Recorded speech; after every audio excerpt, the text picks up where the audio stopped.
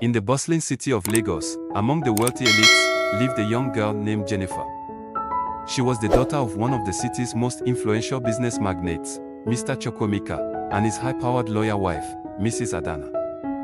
From birth, Jennifer was showered with all the luxuries money could buy, yet she grew up in a home devoid of warmth and parental guidance. Mrs. Adana was a prominent lawyer whose career demanded long hours and frequent travel. She was often in courtrooms or at high-profile meetings, leaving little time for her daughter. Mr. Chukwuemeka, on the other hand, was perpetually entangled in board meetings and business trips, always chasing the next big deal. The few moments he spent at home were filled with phone calls and urgent matters that left Jennifer feeling invisible. Raised by a succession of nannies and housekeepers, Jennifer learned early on that her parents' attention could not be bought, no matter how much she misbehaved or acted out. Her loneliness was palpable, but it was masked by material excess. She had everything a child could want, lived in an expensive mansion, had the latest toys, designer clothes, uses the latest iPhone, went to one of the top rich schools and the grandest birthday parties. But what she craved most was her parents' love and attention. As Jennifer grew older, she fell under the influence of a group of equally privileged but wayward teenagers, who introduced her to a world of parties, alcohol, and drugs. Desperate for acceptance and excitement, Jennifer embraced this new lifestyle with reckless abandon. She skipped school, engaged in all sorts of atrocities like fighting her fellow students, and rebelled against any form of authority.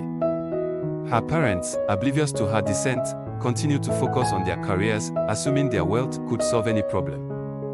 One evening, at a lavish party thrown by one of her friends, Jennifer met a guy named Godwin. He was older, charming, and seemed to offer the affection she longed for. Godwin showered her with attention and gifts, making her feel special and loved. Unbeknownst to Jennifer, Godwin was a notorious drug dealer and a predator who preyed on vulnerable young girls. Jennifer quickly became infatuated with Godwin, and he used this to manipulate her. He introduced her to harder drugs and coerced her into dangerous situations. Jennifer began to spiral further out of control, skipping school entirely and staying out all night. Her grades plummeted, and her behavior became increasingly erratic. Still, her parents remained unaware of the gravity of her situation. One night, Jennifer was involved in a serious car accident while under the influence of drugs. She was rushed to the hospital with severe injuries. It was a wake-up call for Mr. Chukwuemeka and Mrs. Adana, who were forced to confront the reality of their daughter's life. Seeing her lying in the hospital bed, frail and broken, they were overwhelmed with guilt and sorrow.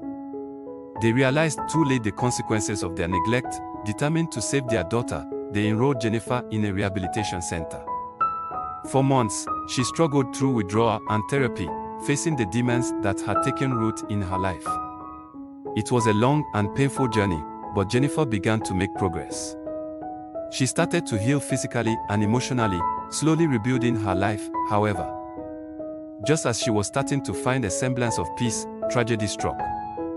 Godwin, fearing that Jennifer might expose his criminal activities, sought her out. One fateful evening, he found her and, in a fit of rage, ended her life. Jennifer's body was discovered in an alley, a tragic end to a young life filled with potential. Her death shattered her parents.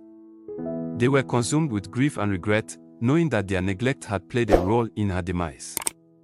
The lavish house that once symbolized their success now felt like a hollow shell, echoing with the memories of their lost daughter.